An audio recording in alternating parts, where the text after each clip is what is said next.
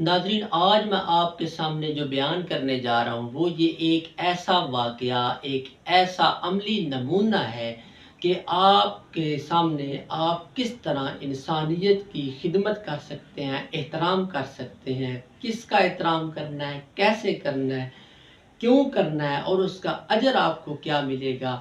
اس کا اجر بھی بہت ملنے والا ہے۔ جو اگر آپ یہ والا کام کریں گے تو انشاءاللہ آپ کو اس کا اللہ تعالیٰ اجر ضرور دے گا، لیکن اجر کی امید اللہ پہ رکھیے گا، کسی انسان کے اوپر امید نہ رکھیے۔ وہ میں آپ کو بتانے جا رہا ہوں، بہت ہی پیارا واقعہ جو بیان کروں گا، انشاءاللہ آپ کو مزہ بھی آئے گا، آپ کو انشاءاللہ اس سے سبق بھی حاصل ہوگا۔ تو اس سے سبق ایسا حاصل ہوگا کہ آپ بھی اس کے اوپر عمل کریں گے تو انشاءاللہ بہت فائدہ ہوگا۔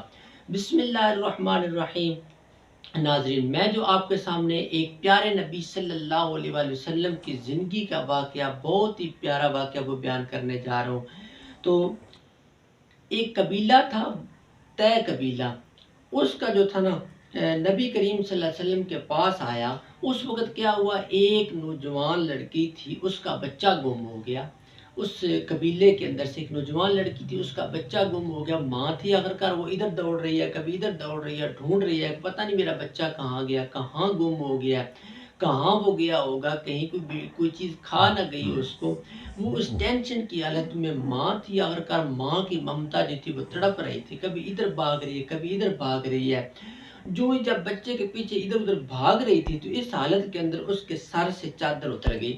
جب چادر گر گئی تو وہ اچانک نبی کریم صلی اللہ علیہ وسلم کے سامنے آ گئی۔ تو آپ صلی اللہ علیہ وسلم نے ایک صحابی کو چادر دے کے فرمایا، جاؤ اس کے سر پہ چادر دے دو۔ وہ جو صحابی تھے نا، انہوں نے آپ صلی اللہ علیہ وسلم سے کہا، انہوں نے کہا پیارے نبی صلی اللہ علیہ وسلم، وہ تو کافر کی بیٹی ہے، وہ تو کافر ہے، آپ کہہ رہے ہیں کہ اس کے سر پہ چادر دے دے۔ تو آپ صلی اللہ علیہ وسلم نے کیا فرمایا؟ آپ صلی اللہ علیہ وسلم نے فرمایا کہ بے شک وہ کافر ہے، مجھے بھی پتہ ہے وہ کافر ہے لیکن بیٹی بیٹی ہوتی ہے، چاہے کافر کی کیوں نہ ہو۔ اگر آپ آج اس کے دوپٹے کا خیال رکھیں گے، آپ اس کی عزت و آبرو کا خیال رکھیں گے، آپ اس کے سر کو ڈھانپ دیں گے تو اللہ تعالیٰ قیامت والے دن تمہارے کئی عیبوں پر رحمت کی چادریں ڈال دے گا، تمہارے عیبوں کو چھپا دے گا۔